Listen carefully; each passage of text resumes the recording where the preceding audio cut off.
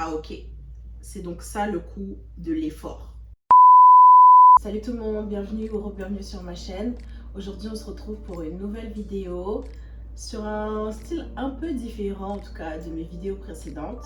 Ce sera une vidéo très chill, Neat and Talk, Neat and Chat, je sais pas comment je vais l'appeler. Aujourd'hui je voulais parler avec vous d'une réflexion, je sais pas comment appeler ça, ouais, d'une réflexion, une introspection que je me suis faite il y a pas longtemps. Tout a commencé le soir où je me suis dit, tiens, si je me tricotais une paire de chaussettes, sachant que c'est ma toute première paire de chaussettes et que j'avais jamais fait ça avant. Paire de chaussettes que voici et que je viens tout juste de commencer et que je vais continuer durant la vidéo. Et en fait, je voulais tout simplement des chaussettes faites par moi, pour moi, dont je pourrais être fière et que accessoirement j'en prendrai tellement soin que je vais pas les perdre au lavage. Je suis donc partie à la recherche du patron parfait pour débutants avec un modèle qui me dirait exactement quel fil choisir, quel type d'aiguille et toutes les modalités nécessaires à la construction de mes chaussettes. Et là déjà une question se pose, combien ça va me coûter?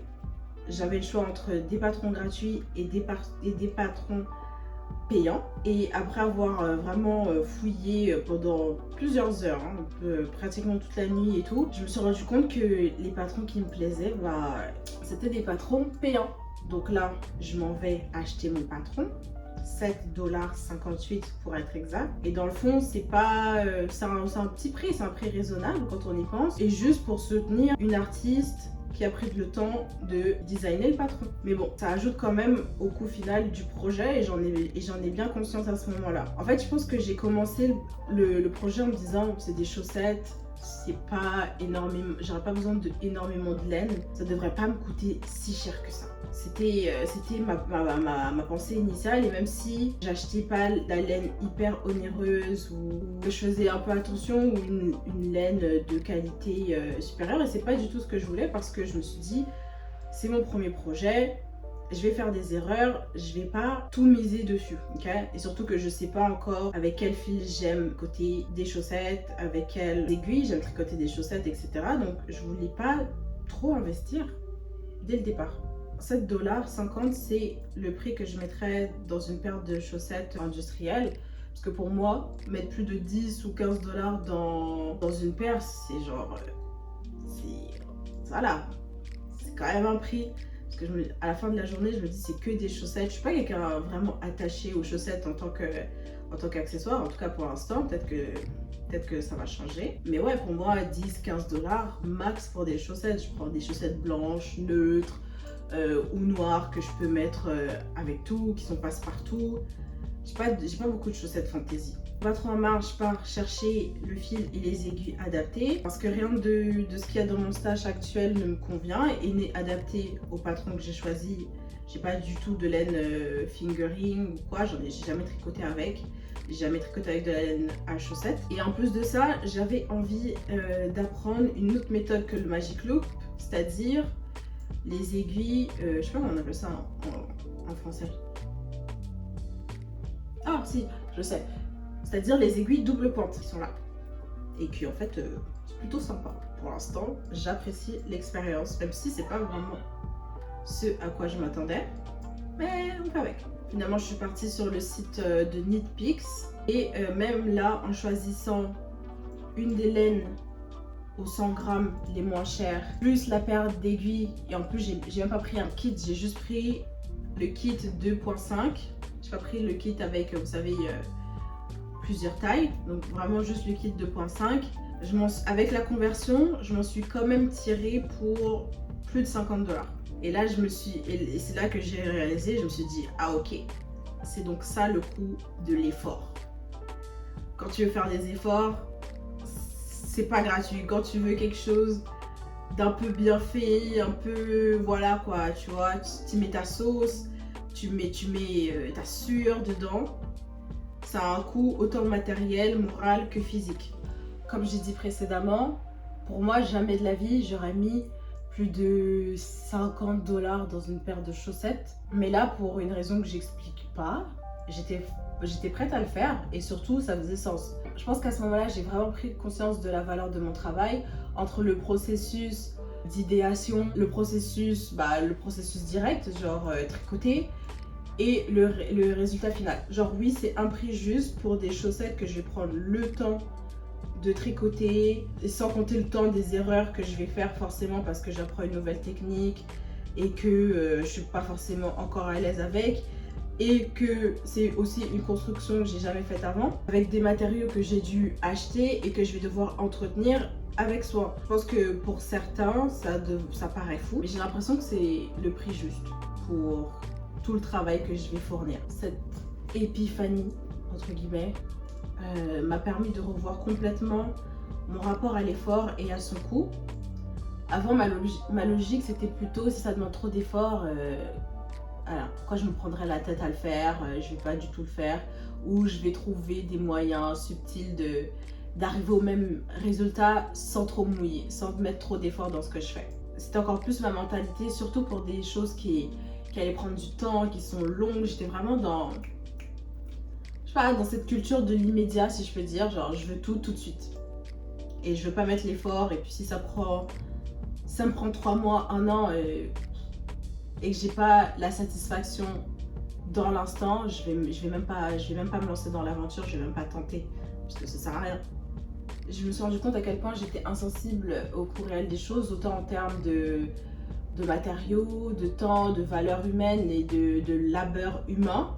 Je sais qu'on parle beaucoup de fast fashion, mais c'est seulement maintenant que j'ai commencé à créer des choses pour moi-même, créer des vêtements pour moi-même, que je me suis vraiment rendu compte de l'effort et de l'énergie que c'est d'avoir un produit fini. Enfin, ça paraît un peu peut-être égoïste ou quoi, c'est pas que j'y avais pas pensé, c'est que ne l'ayant pas vécu, je pense que j'avais encore du mal à le concevoir. Et maintenant que je le vis, c'est beaucoup plus concret dans ma tête. Voilà. Et ça m'a permis de me rendre compte à quel point genre l'effort, c'est un coût moral, financier et physique. Moral parce que ça demande un vrai changement de mentalité, de se lever chaque jour et de se dire que je vais m'appliquer, je vais apprendre de nouvelles choses, de nouvelles compétences, maintenir ses compétences dans le temps parce que il faut évoluer avec ce que tu apprends et rien n'est figé. Physique parce que ça demande un réel engagement corporel, c'est une vraie action que tu fais avec ton corps. Pour le tricot par exemple, il faut s'asseoir, il faut tricoter, parfois pendant des longues heures. Oui, c'est agréable, mais c'est quand même genre, ça devient physique au bout d'un moment. Pareil pour le crochet, encore plus le crochet. Moi je trouve que le crochet ça fait beaucoup plus mal que tricoter aux articulations. Pour d'autres sports que je pratique comme la pole dance, il a fallu que littéralement je m'entraîne physiquement, que je me renforce physiquement semaine après semaine pour pouvoir avoir de vrais résultats et de voir de la progression, sinon ça sert à rien.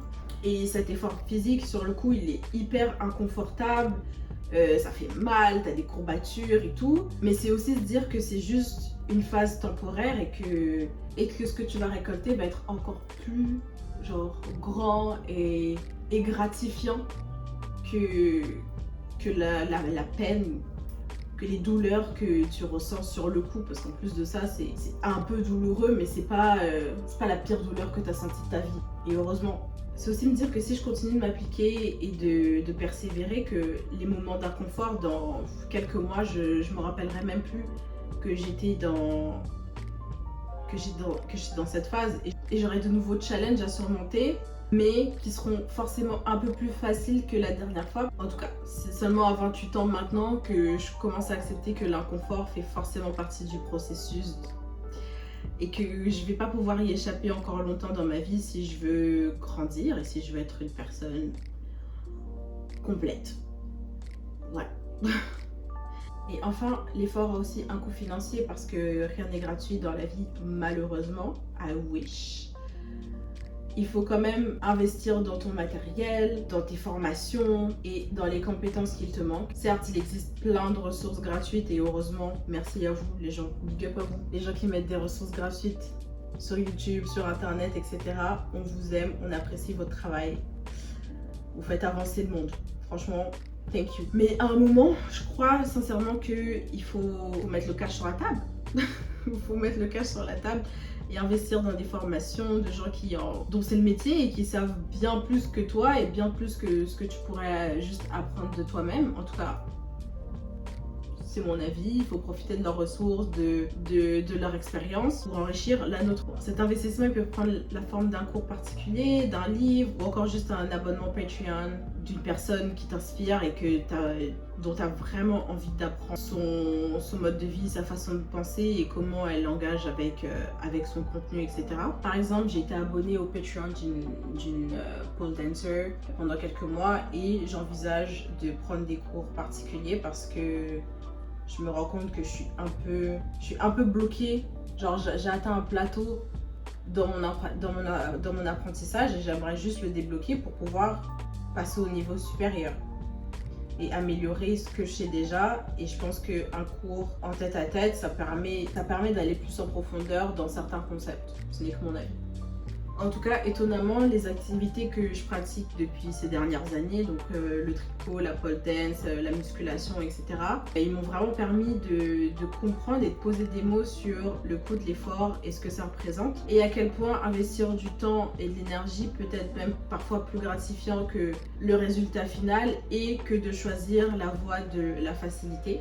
It's getting cute, guys. Puis je me demande aussi parfois si la vision que j'avais, en tout cas, ça vient pas du fait que en grandissant, j'ai pas forcément eu besoin de faire beaucoup d'efforts. En tout cas, à l'école, les choses me venaient plutôt facilement et j'avais pas besoin de plus m'appliquer que ça.